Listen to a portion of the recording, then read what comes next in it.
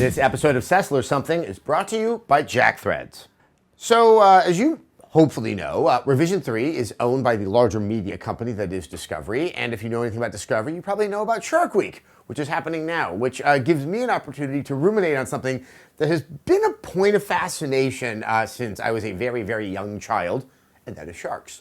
I was too young, being born in 1973, to actually go to a movie theater and see Jaws. But from those points, I start to actually have clear memories of being young.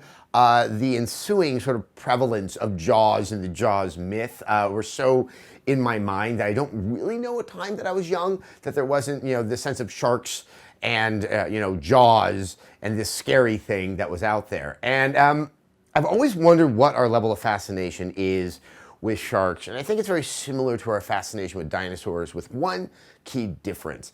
Dinosaurs, we know they existed. We know that they're about as close as they can come to the popular imagination as being like actual living monsters. I mean, look, Godzilla, many things that we see out there, you can see how they're kind of based on what a dinosaur is supposed to be, and probably a lot of youthful fascination with it. Sharks are dinosaurs, but they still exist. It's this one thing that's out there that seems primordial, that's in the ocean, that seems to have this very kind of hell-bent nature on consuming things for its own existence. And it's a sense of mystery. A lot of people, obviously because of Jaws, you think that sharks are associated with fear. I have to say, I think they're more associated with hope. That it's that one kind of natural aberration that lets us think that there is that possibility, that potential in the world where things aren't so obvious, where things aren't so well explained, that there's mystery. There's something that is unknown or is unsettling that gives sort of the humdrum day-to-day existence that you, me, and just about anybody else has to deal with a sense of excitement. Now, what's interesting is when you contrast that with games, there are sharks in games. I cannot think of a single good one that is founded on a shark as its central motif, or God forbid, its central character. And I think that's because we can have monsters in games.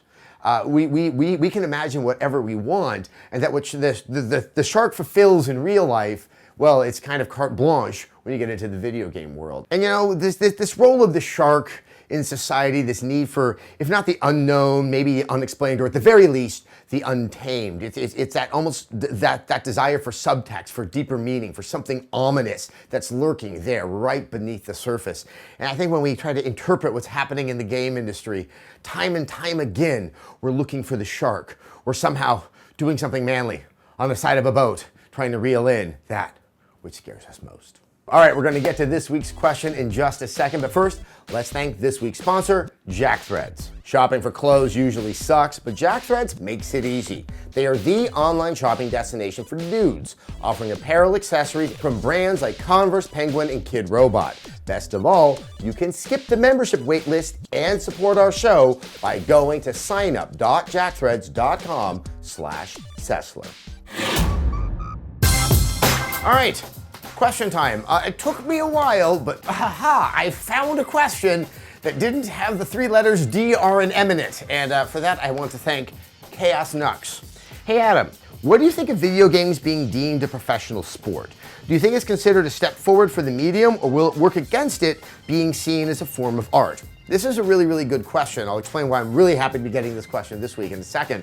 I like the idea of competitive games. I think that you can really kind of see what the possibilities are in multiplayer, and where good level design, good balancing of characters and how you can build things up, when it's really pushed to its extreme by people who are so devoted to one particular game and just really seem to understand how to play it at a preternatural level.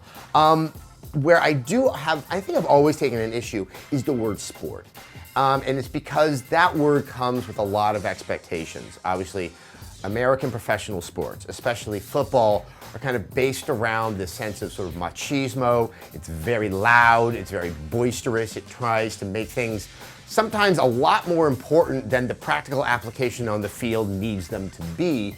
And that's led in the past to certain presentations of eSports being a little bit juvenile, and sometimes I think quite alienating to people who might find it fascinating, and that kind of a lower tempo way of covering it. And I kind of want to say, like, use chess as a model. We look at people like Gary Kasparov as sort of like, you know, these geniuses who can just kind of think their way strategically through a very particular situation under a high level of stress. And we revere them not so much as like kind of an athlete, but as a thinking competitor. And I think that might be a better analog to how we, you know, approach competitive gaming rather than trying to impose the far more successful financially model that has been set by, you know, football, baseball, tennis, you know, that thing they do in Canada with the puck on the ice that is absolutely just, you know, baffling to me. I don't think it really challenges games as a work of art, but what it does is it challenges our understanding of how can you have art and also have this sense of competition happening in the same place. And it's very tough to articulate, it's very tough to try to, you know, resolve the two, but the fact is, it's already happening and we might as well get with it. On that note, I'm actually going to be doing an interview with a quite successful professional player of StarCraft. His name is Jeff Robinson. He's also well known for his casting. It is something that is fascinating for me. I'll be interviewing him this week. You'll be seeing the video very soon. Also, we're doing Address the Sess this week. This one should be a lot of fun. I'm not going to tell you any more than that. It's going to happen Wednesday, 7 p.m. Eastern. Go to youtube.com/rev3games, hit subscribe, and we're going to be sending out a link very, very shortly so that you can get in and maybe get in one of those, you know, hallowed little window seats. It should be good.